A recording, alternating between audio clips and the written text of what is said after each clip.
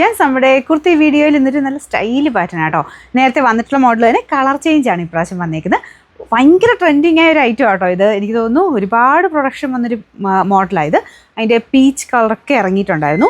അപ്പം അതിൻ്റെ തന്നെ ലൈറ്റ് ഒരു പേസ്റ്റൽ ഗ്രീൻ്റെ ഷെയ്ഡിലാണ് നെക്സ്റ്റ് നമ്മൾ ഇറക്കിയിരിക്കുന്നത്. അപ്പം നല്ല കളർ കോമ്പിനേഷൻ ആട്ടോ.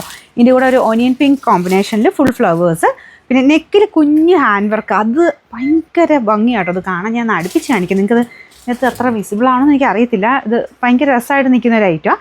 ലൈറ്റ് വെയിറ്റ് ആയിട്ടുള്ള കോട്ടൺ ഫാബ്രിക്, സ്ലിറ്റ് ഇല്ലാതെയാണ് ചെയ്തേക്കുന്നത്. കറക്റ്റ് ഫിറ്റിങ്സ് ആട്ടോ. ഇവിടെ ഇങ്ങനെ ഒരു പ്ലീറ്റ് പോലെ പോയിട്ടുണ്ട്. അപ്പോൾ അതൊക്കെ ഇങ്ങനെ നല്ല ഭംഗിയായിട്ട് നിൽക്കും. നിങ്ങളത് ഇട്ട് നോക്കുമ്പോൾ നിങ്ങൾക്കത് മനസ്സിലാവുള്ളൂ. നല്ല രസമുള്ളൊരു ഐറ്റം ആട്ടോ. പ്രത്യേകിച്ച് ഈ കളറും നല്ല രസമുണ്ട്.